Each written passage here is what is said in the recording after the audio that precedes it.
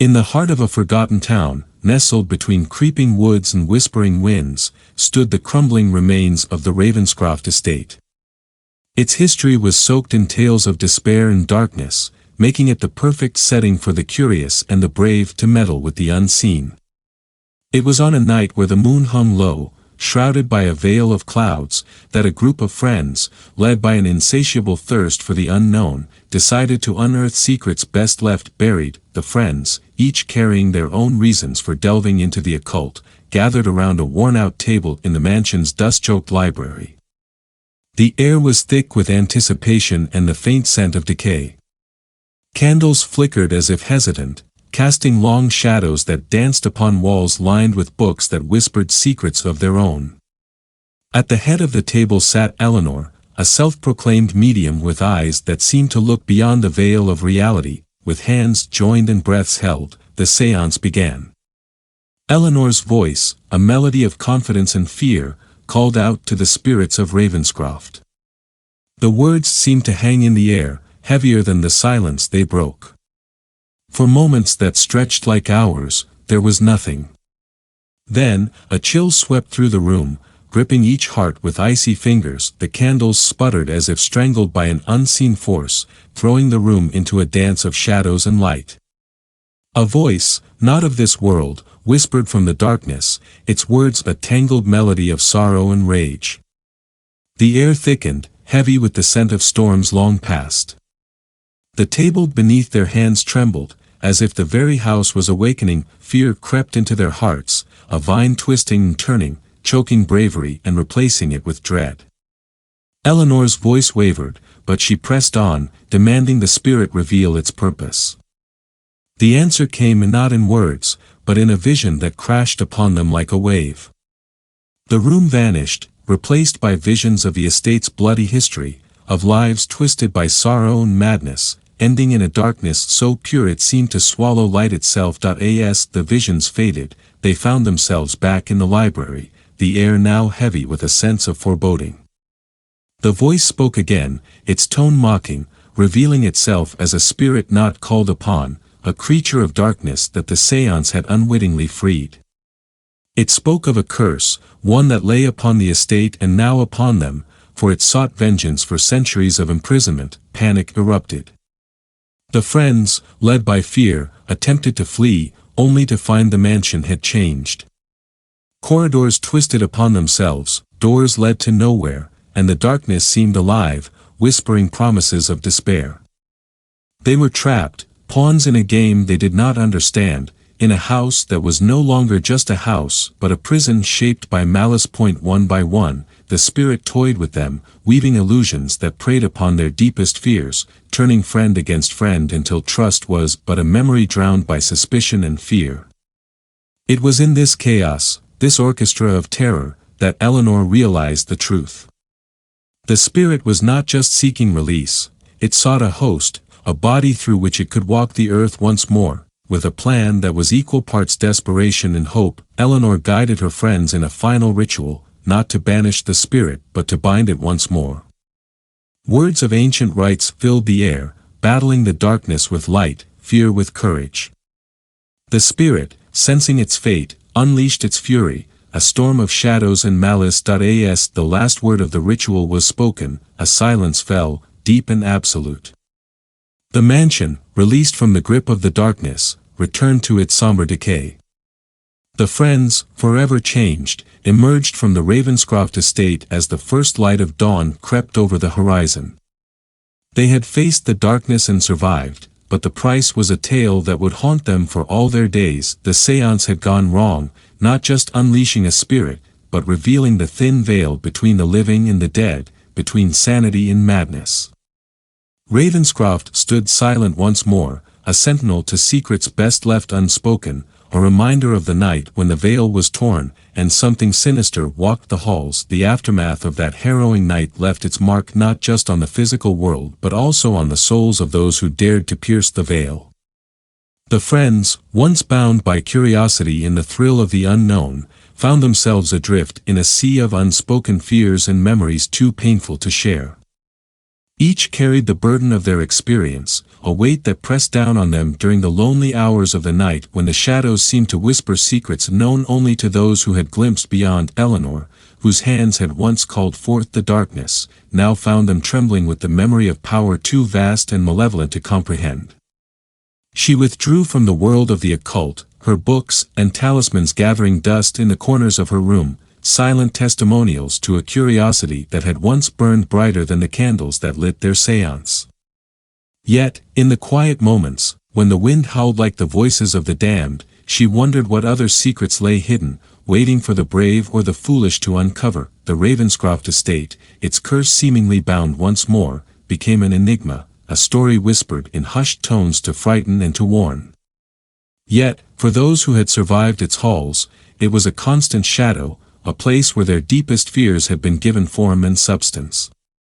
They avoided the woods that surrounded it, the path that led to its decrepit gates, and the town that lay in its shadow, for each held memories too painful to bear. But darkness is patient, and evil does not rest. Whispered rumors began to spread once more, tales of light seen in the windows of the Ravenscroft estate, of laughter that echoed through the silent woods, and of shadows that moved with purpose. These stories, dismissed by most as the fanciful tales of those who sought to scare or to entertain, reached the ears of those who had survived that night. They knew all too well that some tales held a kernel of truth, a seed that could grow into a nightmare. Compelled by a sense of responsibility for what they had unleashed and what they had bound, the friends came together once more. They were older now, their faces marked by the lines of sleepless nights and their eyes reflecting the depth of their experience. This time, they sought not curiosity but redemption, not the thrill of the unknown but the hope of putting to rest that which they had disturbed. Their return to the Ravenscroft estate was a journey fraught with apprehension. The woods seemed to watch them, the path to remember their steps, and the house to await their return with an air of malevolent anticipation. They found the estate changed, not just in the wear of time but in the atmosphere that hung over it, a palpable sense of waiting, of anticipation, armed with knowledge painfully gained and with the determination to correct their past mistakes. They entered the mansion once more. The ritual they had planned was one of closure, of sealing not just the spirit but the gateway they had inadvertently opened. It was a ritual that demanded everything from them, a sacrifice of blood and spirit, a binding of their wills to the fabric of the estate. The night was a tempest, a battle not just against the spirit they had freed but against the very darkness itself. The mansion became a labyrinth of horrors, each room a testament to the estate's bloody history, each shadow a cloak for the malevolent forces that sought to break their resolve. But amidst the darkness, there was light, their unity, their shared purpose, and their unwillingness to succumb to the fear that sought to devour them. As dawn broke, casting its light upon the Ravenscroft estate, the friends emerged, weakened but triumphant. The spirit was bound once more, the gateway sealed by their sacrifice and their will. They had faced the darkness not just outside but within, confronting their own fears and doubts, and in doing so, had found a strength they did not know they possessed. The Ravenscroft estate stands silent now, a monument to both human folly and courage. The friends went their separate ways, each carrying the scars of that night but also a sense of peace, knowing that they had faced the darkness and prevailed. They are reminders that while curiosity can lead us into the shadows, courage and unity can lead us back into the light.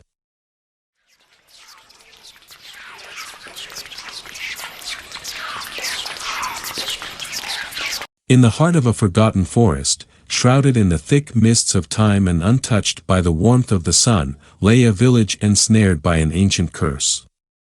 The villagers spoke in hushed tones of the ice-cold hand, a spectral entity whose chilling touch left its victims frozen in fear, their souls imprisoned in a state of eternal dread. As the moon climbed high, casting a silvery glow upon the twisted, gnarled trees, a dense, unnatural fog crept over the village. The air grew cold, so cold that breath turned to frost and the ground hardened beneath one's feet. It was then that the villagers knew the ice-cold hand was near, prowling the shadows, searching for its next victim. The legend of the ice-cold hand stretched back centuries, to a time when the village was a prosperous settlement, blessed by the bounty of the forest. But greed led the villagers to desecrate a sacred site, unleashing a wrathful spirit upon them. With every touch, the spirit's icy grip claimed another soul, leaving their bodies as lifeless statues of ice, eyes wide with terror, mouths agape in a silent scream. Over time, the forest itself seemed to mourn, its once vibrant life now withered and dying. The trees twisted into grotesque shapes, their branches clawing at the sky like the fingers of the damned. The animals fled, leaving behind an eerie silence, broken only by the whispering winds that carried the lamentations of trapped souls. On a night when the fog was thickest, a young villager named Elara, with a heart as brave as it was pure, ventured into the forest. She sought to end the curse, armed only with ancient talismans and a will of iron. Guided by the whispers of the spirits and the glow of the moon, she found her way to the heart of the forest, to a clearing where the air shimmered with a ghostly light. There, amidst the clearing, stood an altar of stone, encrusted with frost and surrounded by the statues of the ice-cold hand's victims. And there it appeared, a figure cloaked in mist, its form shifting and swirling like the fog itself. Its hand, skeletal and covered in a sheen of ice, reached out towards Elara, promising eternal despair with its touch. Elara stood her ground, reciting incantations of old, her voice steady despite the cold that threatened to engulf her.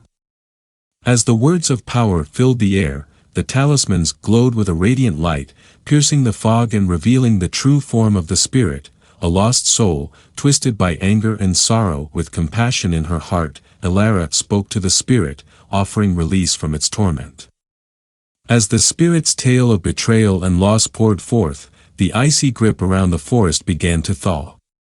The statues of ice shattered, freeing the souls trapped within, who ascended into the night sky in a cascade of light. As dawn broke, the villagers awoke to find the curse lifted.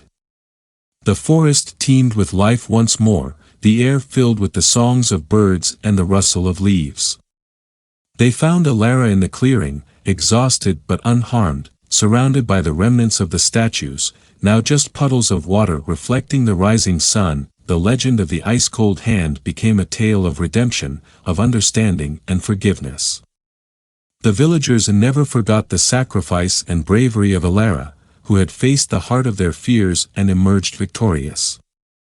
And though the forest was now a place of beauty and life, on certain nights when the fog rolled in, some claimed to feel a chill in the air, a reminder of the ancient curse and the price of greed. But they also remembered the power of courage and compassion, knowing that even the coldest of shadows could be overcome by the light within. Years passed, and the tale of the ice-cold hand faded into legend, a story told to children on cold winter nights.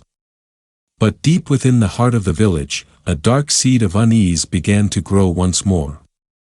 The forest, once vibrant and teeming with life, began to wither anew, its edges creeping closer to the village with each passing day.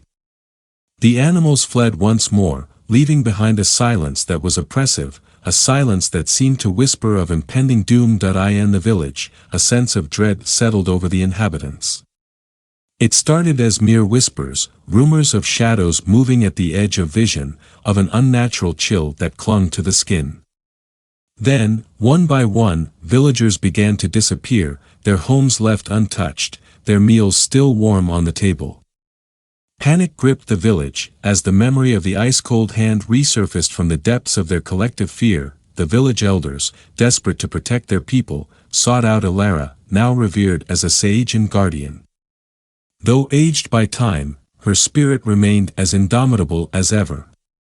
She listened to their tales of shadow and frost, her heart heavy with the knowledge that the curse she had thought vanquished was stirring once again. Determined to uncover the truth, Elara ventured into the forest, now a realm of twilight, its beauty twisted into a macabre tableau. The air was thick with the scent of decay, and the ground was littered with the fallen leaves of dying trees. As she delved deeper into the forest, the temperature dropped, breath turning to mist in the air, until she found herself once again in the clearing that had been the heart of the curse, but it was changed. The altar, once a beacon of hope and liberation, was now shattered, its pieces scattered across the ground, encased in ice. And there, in the center of the clearing, stood a figure, its presence a vortex of cold that seemed to drain the very life from the world around it. The ice-cold hand, reborn, its form more terrifying than before, a manifestation of all the fear and despair it had ever consumed. Elara realized then that the spirit had never truly been freed, merely contained. Its anger and sorrow had festered, fed by the forgotten memories and unheeded warnings of the villagers. It sought to reclaim what it had lost, to extinguish the warmth of life and hope once and for all. With the forest and the village teetering on the brink of eternal winter, Elara understood that the spirit cycle of pain and vengeance had to end. She reached deep into the wellspring of her knowledge, calling upon ancient magics and the spirits of the forest for aid. The air around her hummed with power as she wove a spell of binding, not to imprison, but to heal. The spirit raged against her, a maelstrom of ice and shadow, but Elara stood firm, her voice a beacon in the darkness. She spoke of forgiveness, of the chains of vengeance that bound both victim and tormentor. As her words filled the clearing, the spirit's fury waned, its form becoming less defined, the ice melting away to reveal a glimpse of the soul it once was. Elara approached the spirit, her hand outstretched, not in defense, but in offering. She offered it release, not through destruction, but through understanding and acceptance. With a touch, the cycle was broken, the spirit's form dissipating in a shower of light, its sorrow finally given peace. The forest awakened as if from a long slumber, the ice retreating, life returning in a rush of green and bloom. The village, too, felt the warmth return, the shadows receding as hope was rekindled in the hearts of its people. Elara returned to the village, not as a conqueror, but as a messenger of a new beginning. The legend of the ice-cold hand would live on, not as a tale of fear, but as a reminder of the power of understanding and compassion, of the courage to face the darkness, not with weapons, but with an open heart. And in the heart of the forest, where once stood an altar of stone, now bloomed a garden, a testament to the cycle of life, death, and rebirth. The spirits of the forest whispered among the leaves, carrying stories of darkness overcome by light, of an eternal winter melted away by the warmth of a single, brave soul.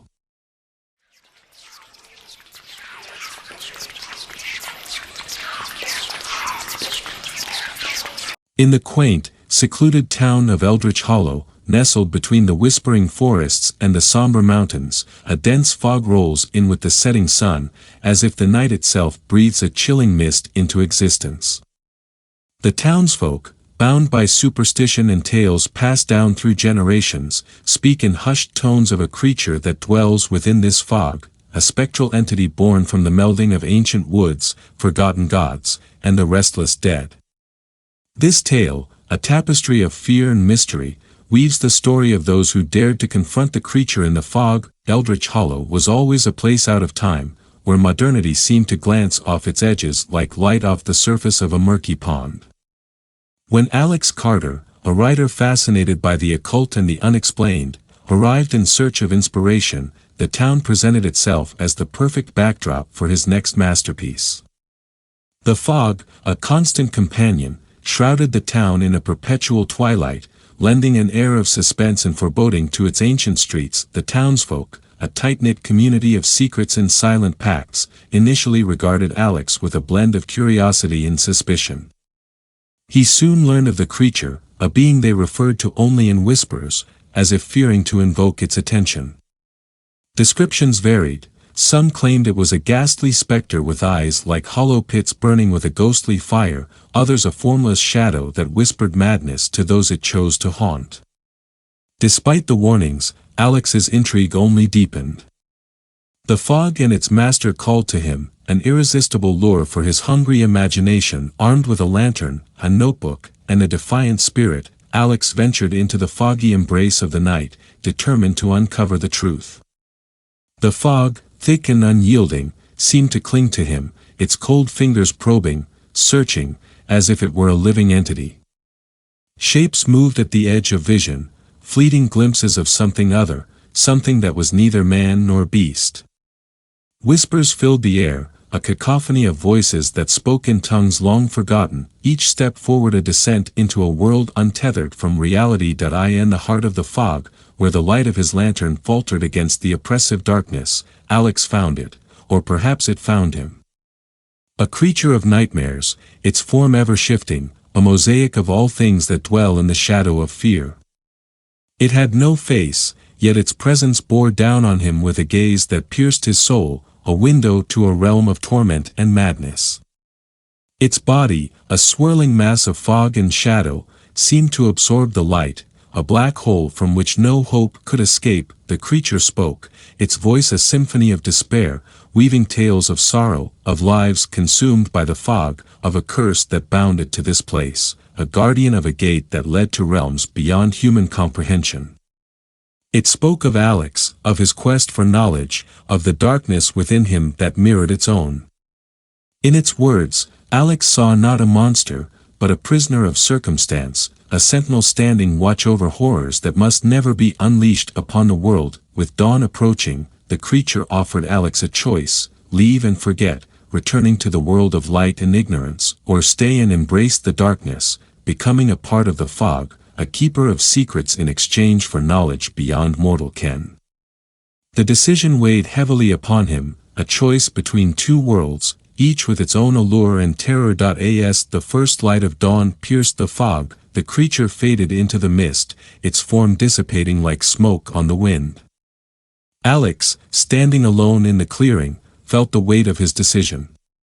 He chose to leave, to return to the world of the living, carrying with him the tale of the creature in the fog, a story of darkness, but also of understanding, of the thin veil that separates fear from fascination. The town of Eldritch Hollow slowly awakened, untouched by the night's revelations.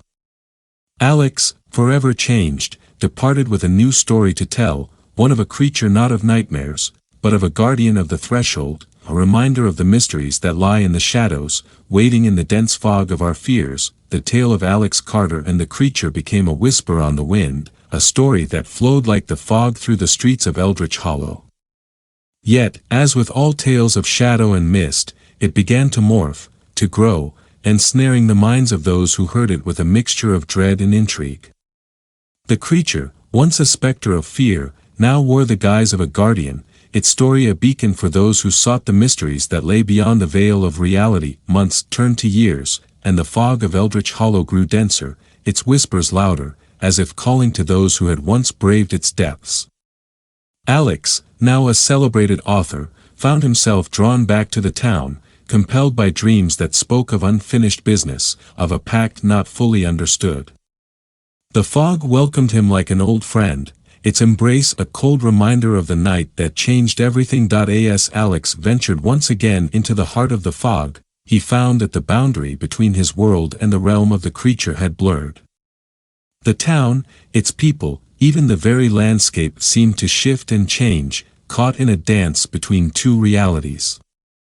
And there, in the center, stood the creature, its form clearer now, a mirror to the soul of the town and its inhabitants. The creature revealed the truth of the pact: it was not a choice between two worlds, but a bridge. Alex had become a part of the fog, a conduit through which the worlds could meet, share, and understand.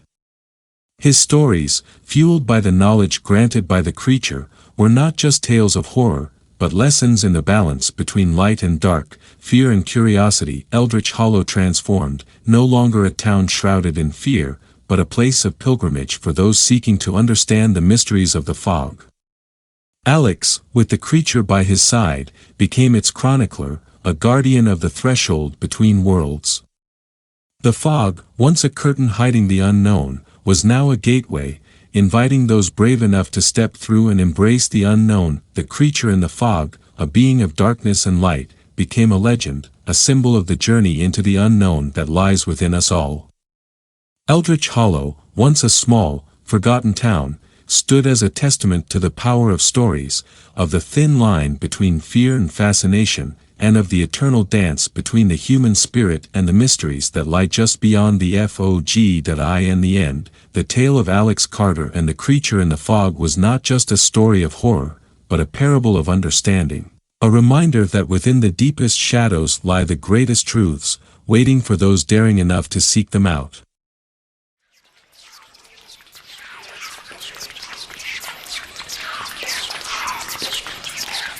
In the heart of a quiet town, veiled by the embrace of ancient oaks and whispering winds, stood a peculiar house. This was the residence of Mr. Elias Hargrave, known among the townsfolk as the doll collector. His abode, a crumbling Victorian relic, was the subject of many whispered tales and uneasy glances. The garden was overrun, its once manicured hedges now wild, and the windows, with their heavy drapes, hid the secrets within like silent guardians. It was rumored that Mr. Hargrave's collection was not just vast but unnervingly lifelike, dolls with glassy eyes that seemed to follow your every move, with expressions so detailed they appeared to be frozen mid-emotion. What made these dolls even more disconcerting was their uncanny resemblance to past and present residents of the neighborhood, some of whom had mysteriously vanished over the years. The story begins with a new family moving into the neighborhood. The Browns, oblivious to the eerie legends, were charmed by the town's quaintness. Their daughter, Lily, an inquisitive girl of 12, was drawn to the mysteries surrounding Mr. Hargrave's house. Her parents warned her to steer clear, but the allure of the unknown was too strong for Lily to resist. One crisp autumn evening, Lily's curiosity got the better of her. She found herself standing before the iron gates of Mr. Hargrave's property. The setting sun cast long shadows, and the wind carried whispers from the past, urging her to turn back. But Lily pressed on, her heart racing as she slipped through the gates. The garden was like a maze, overgrown and wild. Thorns snagged at her clothes as she made her way to the front door. It stood ajar, as if inviting her in. The air was thick with dust and the smell of old fabric. Lily's steps echoed in the silence as she ventured deeper into the house. The dolls were everywhere. Shelves, tables, even chairs were covered with them. Their eyes seemed to watch her, and their faces bore expressions ranging from joy to sorrow, anger to fear. It was then that she spotted a doll that bore a striking resemblance to her friend Eva, who had disappeared the previous summer. The doll wore the same dress Eva had last been seen in, its hair styled in the same way. Panic surged through Lily as she realized the rumors might be true. As she turned to leave, she came face to face with Mr. Hargrave. His appearance was as peculiar as his reputation, tall, thin, with deep-set eyes that seemed to hold centuries of secrets. He spoke in a voice that was soft yet carried an underlying threat. "I see you've met my children," he said, gesturing to the dolls. "They're all I have. They never leave, you see.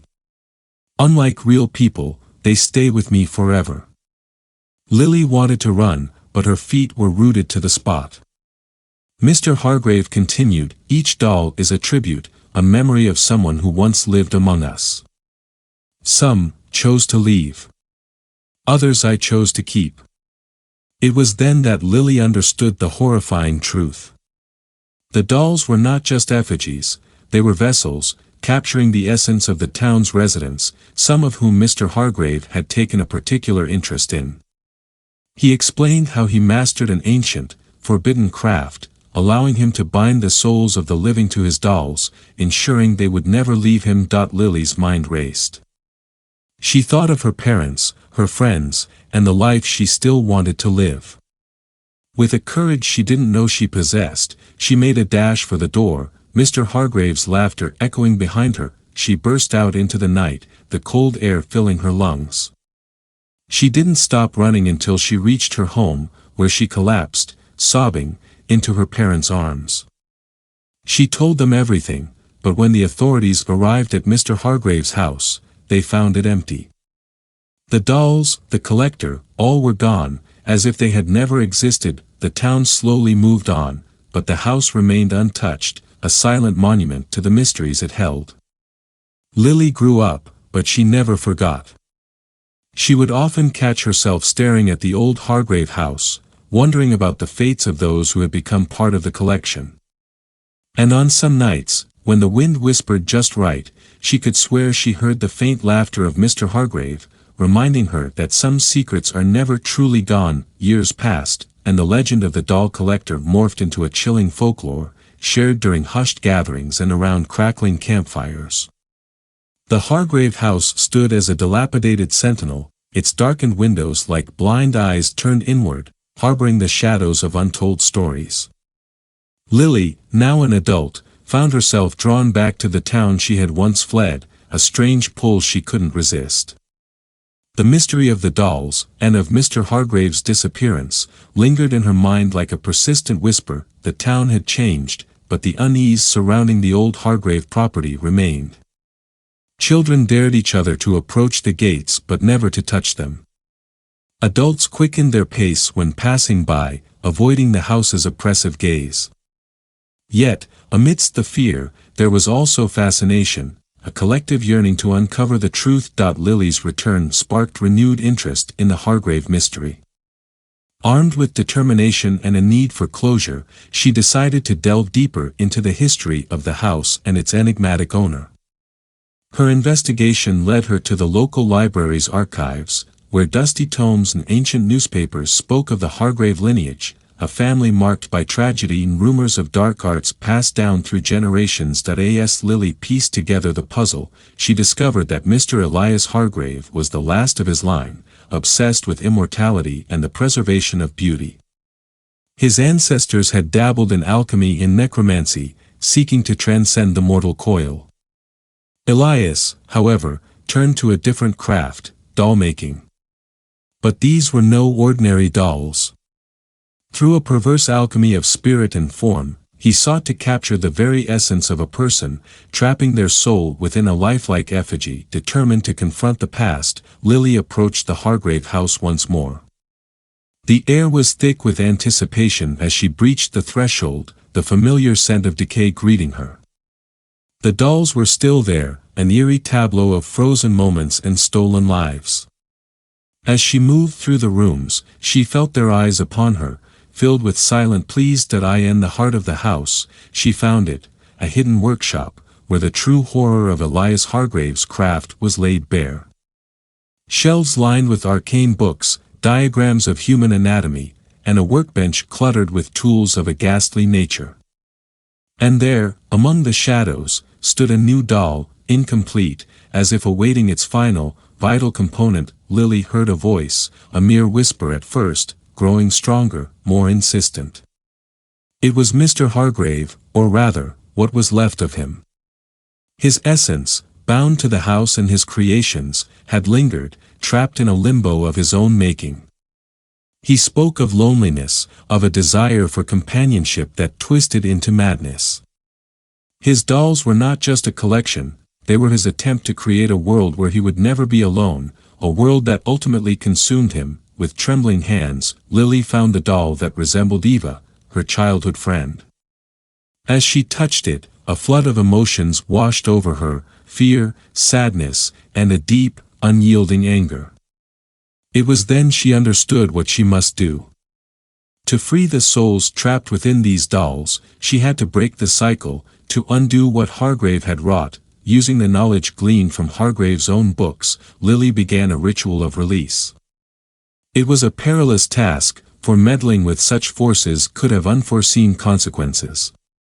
Yet, as she chanted the ancient words, the air around her shimmered, and the oppressive atmosphere began to lift. One by one, the dolls started to crumble, their forms dissolving into motes of light that danced through the air before vanishing. When it was done, Lily collapsed, exhausted but at peace. The house, its sinister aura dissipated, seemed just an ordinary ruin, reclaimed by time. She left that place, knowing she had liberated the souls bound by Hargrave's twisted legacy. The town slowly healed, the dark tales of the doll collector fading into legend. Yet, for those who remembered, the old Hargrave house remained a symbol of the thin veil between obsession and madness, and a reminder of the resilience of the human spirit. Lily never forgot her encounter with the shadows of the past. She dedicated her life to uncovering and dispelling other dark mysteries, always guided by the light of empathy and the strength found in facing one's fears. And though she would go on to face many more challenges, the story of the doll collector remained her most profound lesson, that even in the darkest of tales, there is always a path to redemption and hope.